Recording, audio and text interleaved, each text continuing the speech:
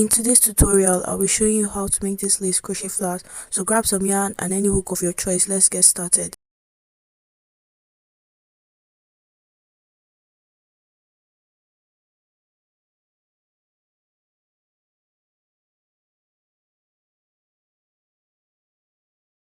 First, we're going to be making a magic circle. If you don't know how to do the magic circle, there is a detailed video on my YouTube channel. You can check that out. So after making the magic circle, you chain 2. Next, we'll be working 2 double crochet cluster stitches. So to do this, you're going to yarn over, insert your hook into the magic circle, pull up a loop, yarn over, pull through 2 loops,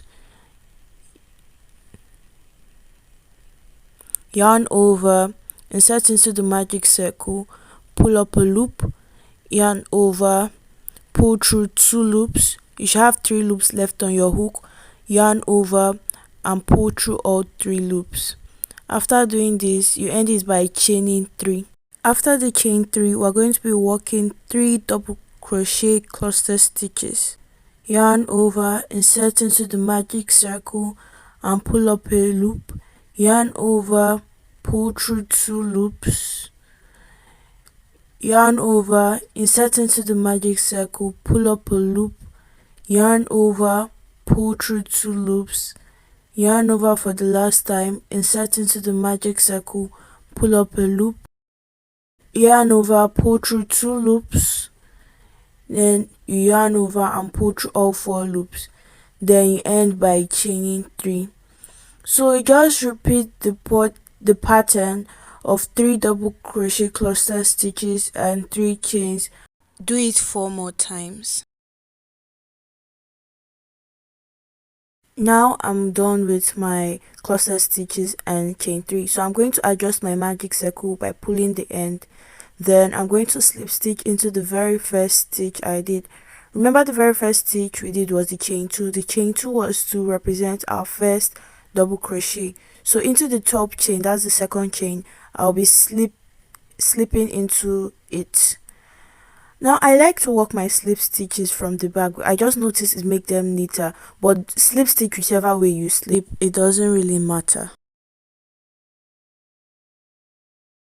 In the first chain 3 space, we're going to be working a single crochet and you chain 1. After doing that, this is going to represent our first double crochet. Next, you double crochet twice more in the chain 3 space.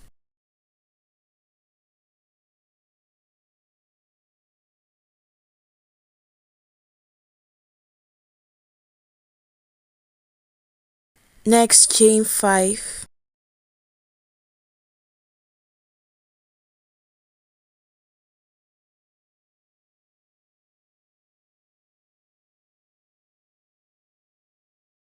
So for the rest of this row, you just repeat this pattern. You work 3 double crochet in the chain 3 spaces. After that, you chain 5. So keep doing that until you've reached the end of the row.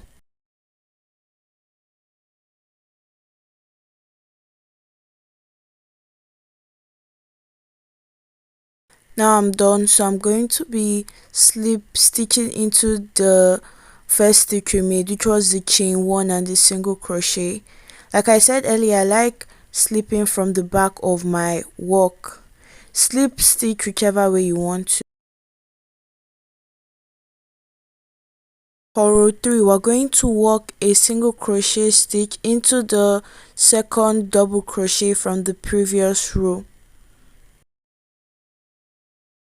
Next, make 5 double crochet stitches in the chain 5 space.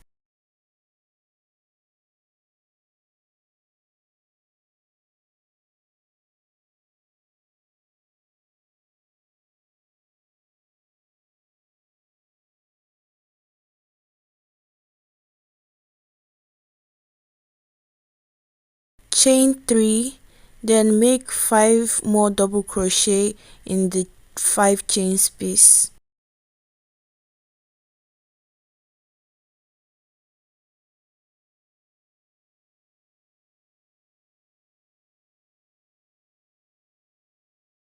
So you just repeat this pattern for the rest of the row.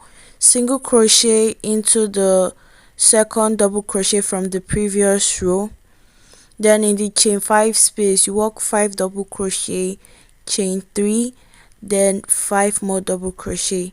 Keep doing that until you've reached the end of the row.